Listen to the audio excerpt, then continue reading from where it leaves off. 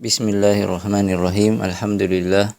Wassalatu wassalamu ala rasulillah wa alihi wa sahbihi wa man walahu bi ihsanin ila yaumiddin. Sababu wujubi al-ghusl. Hadha huwa mawdu'una al-yawm. Hari ini kita akan membahas tentang sebab wajibnya mandi junub. Ada beberapa hal yang menyebabkan mandi junub ini menjadi wajib dilakukan oleh seseorang. Pada kesempatan kali ini kita akan membahas dua di antara sebab tersebut. Yang pertama adalah as-sababul awwal, khurujul mani, keluarnya mani, yang biasa juga diistilahkan dengan sebutan al-inzal. As-sababus tsani, sebab yang kedua adalah al-jima' walau lam yunzil, berhubungan suami istri meskipun cairan tidak keluar. Untuk sebab yang pertama ini atau khurujul mani atau al-inzal, di antara dalilnya adalah hadis yang disampaikan oleh istri Nabi alaihissalatu wassalam bernama Ummu Salamah. An Ummi Salamata zaujin Nabi sallallahu alaihi wasallam qalat, ja'at Ummu Sulaim imra'atu Abi Talhata ila Rasulillah sallallahu alaihi wasallam faqalat, ya Rasulullah, inna Allah la yastahi minal haq, hal alal mar'ati min guslin idha hiya ihtalamat? Faqala Rasulullah sallallahu alaihi wasallam, na'am idha ra'atil ma'. Disebutkan dalam hadis ini dari Ummi Salamah, istri Nabi alaihi salatu wasallam, beliau berkata, ja'at Ummu Sulaim imra'atu Abi Talha, istri Abu Talha bernama Ummu Sulaim pernah datang ila Rasulillah sallallahu alaihi wasallam, menemui Rasulullah sallallahu alaihi wasallam. Faqalat, kemudian beliau berkata, siapa yang berkata ini? Ummu Sulaim. Ya Rasulullah, wahai Rasulullah, inna Allah la yastahi minal haq, sesungguhnya Allah subhanahu wa ta'ala tidaklah malu terhadap kebenaran. Hal alal mar'ati min guslin idha hiya ihtalamat, apakah wajib bagi seorang wanita mandi junub apabila dia mimpi basah? Faqala Rasulullah sallallahu alaihi wasallam, maka ketika itu Rasulullah sallallahu alaihi wasallam bersabda, na'am idza ra'atil ma'. Nabi alaihi salatu wasallam mengatakan, ya, apabila dia melihat air. Maka dari hadis ini, ikhwah sekalian, kita mengetahui bahwasanya sebab wajibnya mandi junub adalah keluarnya mani. Bukan sekedar ihtilam, bukan sekedar mimpi basah, tetapi yang menjadi sebab adalah keluarnya mani. Karena itu Nabi alaihissalam ketika menjawab pertanyaan dari Ummu Sulaim tidak semata-mata mengatakan na'am, tetapi beliau mempersyaratkan wajibnya mandi junub tersebut dengan pernyataan beliau alaihissalatu wassalam, idza ra'atil ma', ya, dia wajib untuk mandi junub ketika dia melihat adanya bekas air mani. Ini as-sababu al-awwal. Ini adalah sebab yang pertama, yaitu al-inzal atau khurujul mani. Was-sababu tsani al-jima' walau lam yunzil. Di antara dalilnya adalah hadis yang diriwayatkan oleh Abu Hurairah radhiyallahu taala anhu. An Abi Hurairah radhiyallahu anhu, dari Abu Hurairah radhiyallahu anhu, anna Rasulullah sallallahu alaihi wasallam qala, Rasulullah Shallallahu Alaihi Wasallam bersabda, "Idza jalasa baina syu'abihal arba' thumma jahadaha." Apabila seorang laki-laki berhubungan dengan istrinya, wajibal guslu, maka ketika itu wajiblah bagi dia untuk mandi junub. Wa fi lafdhin li Muslim, dalam redaksi Muslim disebutkan, wa illam yunzil, bahkan meskipun cairan atau mani tidak keluar. Ya, maka dari sini kita mengetahui bahwa yang menjadi sebab wajibnya mandi junub adalah berhubungan. Bahkan meski dalam berhubungan tersebut tidak keluar air mani. Berbeda dengan kasus yang pertama tadi, yang menyebabkan wajibnya mandi junub adalah keluarnya mani, bukan mimpi basah. Bahkan meskipun seorang ingat bahwa semalam dia mimpi basah, tetapi ketika dia terbangun dan tidak mendapati bekas air, bekas air mani, maka ketika itu tidak diwajibkan bagi dia untuk mandi junub. Tetapi pada kasus yang kedua ini, al-jima', maka berhubungan itu sendiri adalah merupakan hal yang menyebabkan wajib mandi junub meskipun tidak keluar ketika dalam proses berhubungan tadi. Nah, sekarang kita lihat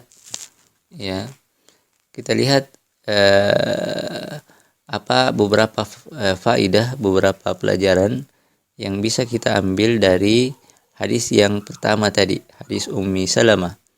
Ya, kita mengatakan tadi hadis Ummi Salamah, an Ummi Salamah zaujin Nabi sallallahu alaihi wasallam qalat, ja'at Ummu Sulaim imra'atu Abi Talha ila Nabi sallallahu alaihi wasallam faqalat, ya Rasulullah, inna Allah la yastahi minal haq, hal 'alal mar'ati min guslin idza hiya ihtalamat? Faqala an-nabiy sallallahu alaihi wasallam, na'am idza ra'atil ma'. Di antara pelajaran yang bisa kita ambil dari hadis ini, yang pertama, innal mar'ata tunzilu kama yunzilur rajul. Jadi dikatakan di sini bahwa apa yang terjadi pada laki-laki ketika dia mimpi basah pun hal yang sama terjadi pada wanita. Ketika laki-laki keluar air mani ketika mimpi basah dengan cara yang tentu dengan cara atau dengan kaifiyah, dengan sifat yang telah kita ketahui bersama, maka hal yang sama pun, kejadian yang sama pun terjadi pada wanita, tidak ada perbedaan. Karena itulah maka Ummu Sulaim datang bertanya kepada Nabi alaihissalatu wassalam, hal 'alal mar'ati min guslin idza hiya ihtalamat, apakah wajib bagi seorang wanita mandi junub ketika dia mimpi basah? Dan oleh karena itulah maka Nabi alaihissalatu wassalam menjawab pertanyaan beliau itu dengan mengatakan, na'am idza ra'atil ma', jika sang wanita tadi melihat adanya bekas air mani, menunjukkan bahwa wanita juga mengalami hal yang sama dengan apa yang dialami oleh laki-laki ketika mimpi basah, yaitu keluarnya mani dengan cara atau dengan kaifiyat yang kita telah ketahui bersama.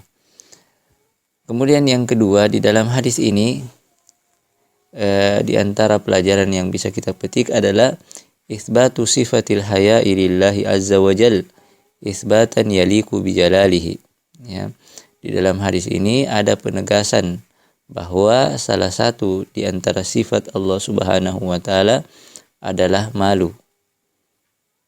Karena itu maka disebutkan oleh Ummu Sulaim mengawali pertanyaan beliau mengatakan, innallaha la yastahi minal haq, sesungguhnya Allah Subhanahu wa taala tidak malu terhadap kebenaran. Itu mengisyaratkan, pernyataan tersebut mengisyaratkan bahwa salah satu sifat Allah Subhanahu wa taala adalah malu. Hanya saja Allah Subhanahu wa taala tidak malu terhadap kebenaran, ya. Dan apa yang dinyatakan oleh Ummi Sulaim ini tidak diingkari oleh Nabi alaihissalatu wassalam. Ketika Ummu Sulaim menyatakan bahwa salah satu sifat Allah Subhanahu wa taala adalah al-haya atau malu, Nabi alaihissalatu wassalam tidak mengingkari hal tersebut. Ya, menunjukkan bahwasanya apa yang dinyatakan oleh Ummu Sulaim itu adalah pernyataan yang tidak bermasalah, ya. Tetapi ketika kita mengatakan bahwa salah satu sifat yang dimiliki oleh Allah Subhanahu wa taala adalah malu atau al-haya, kita menyebutkan juga batasannya. Kita mengatakan isbatan yaliku bijalalihi, ya, dengan penetapan terhadap sifat tersebut yang sesuai dengan kebesaran, kemahabesaran dan kemahaagungan Allah Subhanahu wa taala, ya. Dan inilah yang merupakan satu di antara kaidah atau prinsip dasar yang dianut oleh Ahlus Sunnah wal Jamaah, bahwa di dalam permasalahan ketuhanan, ya, dalam permasalahan nama dan sifat-sifat Allah Subhanahu wa taala, mereka meyakini, mereka beriman terhadap seluruh nama dan terhadap seluruh sifat yang Allah Subhanahu wa taala kabarkan tentang dirinya. Demikian juga yang diinformasikan oleh Rasulullah sallallahu alaihi wasallam tentang Allah Subhanahu wa taala. Ya, mereka beriman terhadap itu semua dengan meyakini bahwa sebagaimana firman Allah Subhanahu wa taala, walillahil asmaul husna. Allah Subhanahu wa taala memiliki nama-nama yang terbaik. Ya, ini batasan yang pertama. Kemudian batasan yang kedua, Allah Subhanahu wa taala mengatakan laisa kamitslihi syai'un wa huwas samiul basir. Ya, tidak ada satupun makhluk yang serupa dengan Allah Subhanahu wa taala. Wa huwas sami', dia atau Allah Subhanahu wa taala adalah zat yang maha mendengar. Wa huwas samiul basir, dan dia zat Allah Subhanahu wa taala adalah zat yang maha melihat. Maka sebagaimana kita meyakini bahwasanya Allah Subhanahu wa bahwasanya makhluk melihat, ya, kita meyakini bahwasanya Allah Subhanahu wa taala melihat. Tetapi tidaklah sama antara penglihatan Allah Subhanahu wa taala, tidaklah sama antara penglihatan Allah makhluk atau manusia. Demikian juga sebagaimana kita meyakini bahwa gajah mendengar, kita meyakini bahwa semut mendengar, kita meyakini bahwa manusia mendengar, ya, tetapi tentu kita paham betul bahwa tidaklah sama antara pendengaran gajah, pendengaran semut dengan pendengaran manusia. Itu yang terjadi, itu yang kita yakini terjadi antara makhluk dengan makhluk yang lainnya. Maka bagaimana dengan Allah Subhanahu wa taala? Tentu perbedaannya tidak bisa dilukiskan, ya. Karena itu sekali lagi bahwa Ahlus Sunnah wal Jamaah menganut sebuah prinsip dasar berkenaan dengan ketuhanan, berkenaan dengan nama dan sifat-sifat Allah Subhanahu wa taala. Mereka beriman terhadap seluruh nama, terhadap seluruh sifat-sifat Allah Subhanahu wa taala yang diinformasikan sendiri oleh Allah Subhanahu wa taala tentang dirinya, dan yang diinformasikan oleh Rasulnya Muhammad alaihissalatu wassalam tentang Allah Subhanahu wa taala, dengan meyakini bahwasanya Allah Subhanahu wa taala adalah zat yang maha mulia, memiliki nama dan sifat-sifat yang termulia, dengan meyakini bahwa tidak satupun nama dan sifat-sifat tersebut sama dengan nama atau sifat yang dimiliki oleh satupun makhluk. Kemudian di antara pelajaran yang bisa kita dapatkan juga dari hadis ini, ya, hadis Ummi Salamah, innal haya'a la yanbaghi an yamna'a syakhsan min ta'allumil ilmi hatta fil masail allati yustahya minha. Dikatakan di sini bahwa malu, perasaan malu ini tidak seharusnya menghalangi seseorang untuk menuntut ilmu agama. Bahkan meski pada masalah-masalah yang sifatnya sensitif, masalah-masalah yang biasanya seorang malu untuk mengungkapkannya. Hal tersebut tidak seharusnya, sekali lagi hal tersebut tidak seharusnya menghalangi seseorang, tidak boleh menghalangi seseorang untuk mengetahui hukum-hukum agama. Ya, karena itu maka di dalam sebuah pernyataan ya dikatakan bahwa ada dua kelompok manusia yang tidak akan pernah berhasil menuntut ilmu. Ada dua kelompok manusia yang tidak akan pernah berhasil menuntut ilmu. Yang pertama adalah al-mustahi, ya, orang yang sangat malu, yang malu yang negatif menghalangi dia untuk belajar. Kemudian yang kedua adalah orang yang sombong, ya, al-mutakabbir. Kemudian di antara faidah yang bisa juga kita, atau di antara pelajaran yang bisa juga kita dapatkan dari hadis ini, bahwa inna minal adabi wa husnil mukhatabah an yuqaddima amamal kalami alladhi yustahya minhu muqaddimatan tunasibul maqam tamhidan lil kalam liyakhiffa waq'uhu wa li'alla yunsabu sahibuhu ilal jafa. Jadi di antara adab di dalam berkomunikasi, inna minal adabi wa husnil mukhatabah an yuqaddima amamal kalam alladhi yustahya minhu muqaddimatan tunasibul maqam. Mengawali sebuah pembicaraan yang memuat konten yang sensitif, ya, dengan sebuah awalan, dengan sebuah pengantar yang sesuai.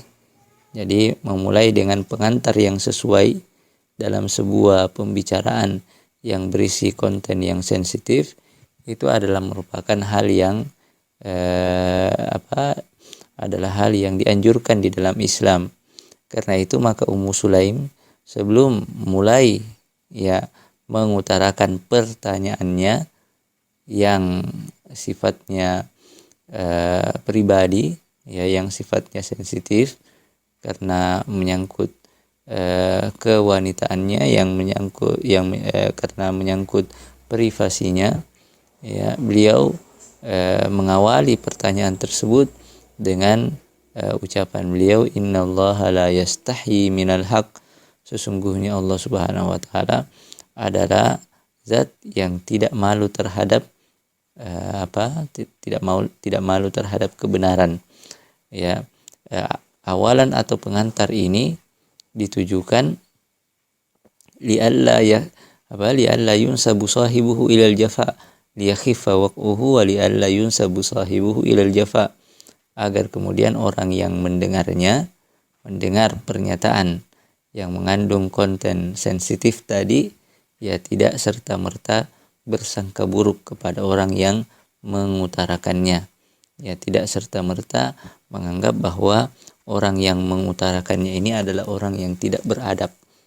Ya, karena itu maka pengantar tersebut adalah merupakan hal yang diperintahkan, adalah merupakan hal yang disenangi di dalam agama. Ini beberapa hal yang bisa kita dapatkan, faedah yang bisa kita dapatkan dari hadis Ummi Salamah ini. Kemudian kita lihat lagi hadis Abu Hurairah, ya. Hadis Abu Hurairah, an Abi Hurairah radhiyallahu anhu, anna Nabiyya sallallahu alaihi wasallam qala, idza jalasa baina syu'abihal arba' thumma jahadaha wajibal guslu, wa fi lafdhin li Muslim wa illam yunzil. Di antara pelajaran yang bisa kita dapatkan, ya, yang pertama tentunya sebagaimana yang tadi telah kita sebutkan, wujubul gusli min ilaji dzakari fil farj wa illam yahsul inzalun. Ya, jadi hadis ini menunjukkan bahwa mandi itu wajib ketika seorang berhubungan, dan seorang berhubungan itu dinyatakan dia berhubungan ketika dia telah memasukkan kemaluannya ke kemaluan pasangannya, ya, istrinya, ya. Maka ketika itulah dinyatakan bahwa jima atau bersetubuh telah terjadi. Wa illam yahsul inzal, bahkan meskipun tidak keluar cairan ketika terjadi proses tersebut, maka wajib mandi, ya, wajib mandi besar atau wajib mandi junub. Kemudian di antara ulama kita yang ada yang mengatakan bahwa pernyataan Nabi alaihissalam wa illam yunzil, ya, pernyataan Nabi alaihissalam bahkan meskipun tidak keluar air mani, ini adalah merupakan pernyataan yang menghapus, ya, hadis Nabi alaihissalam sebelumnya yang menyatakan innamal ma'u minal ma' dari Abu Sa'id, ya, innamal ma'u minal ma'. Al-ma' yang pertama ini adalah mandi junub. Al-ma' yang kedua adalah mani, ya. Katakan dalam hadis ini bahwa mandi junub itu hanyalah innama, jadi innama berfungsi untuk membatasi. Yang dikatakan bahwa mandi junub itu hanyalah disebabkan karena keluarnya mani. Ya, ini tentunya bertolak belakang dengan hadis Nabi alaihissalam yang mengatakan wa illam yunzil tadi. Karena itu ulama mengatakan bahwa hadis Abu Sa'id ini innamal ma'u minal ma', mandi junub itu hanyalah wajib karena keluarnya mani, ini adalah merupakan hadis yang mansukh, hadis yang dihapus hukumnya. Apa yang menghapus hukumnya? Keterangan apa yang menghapus hukumnya? Keterangan dari Abu Hurairah radhiyallahu anhu dari Nabi alaihissalam yang mengatakan bahwa idza jalasa baina syu'abihal arba' summa jahadaha wajabal ghuslu wa illam yunzil. Apabila seorang laki-laki telah berhubungan dengan istrinya, maka wajib bagi dia untuk mandi bahkan meskipun tidak keluar air mani. Inilah dua di antara sebab wajibnya mandi junub, ya, yang kita bahas pada pertemuan kali ini. Kita cukupkan penjelasan kita sampai di sini. Insyaallah pada pertemuan yang depan, pada pertemuan yang akan datang, kita lanjutkan pembahasan kita ini. Subhanakallahumma bihamdik, asyhadu an la ilaha illa anta, astaghfiruka wa atubu ilaik. Walhamdulillahirabbil alamin.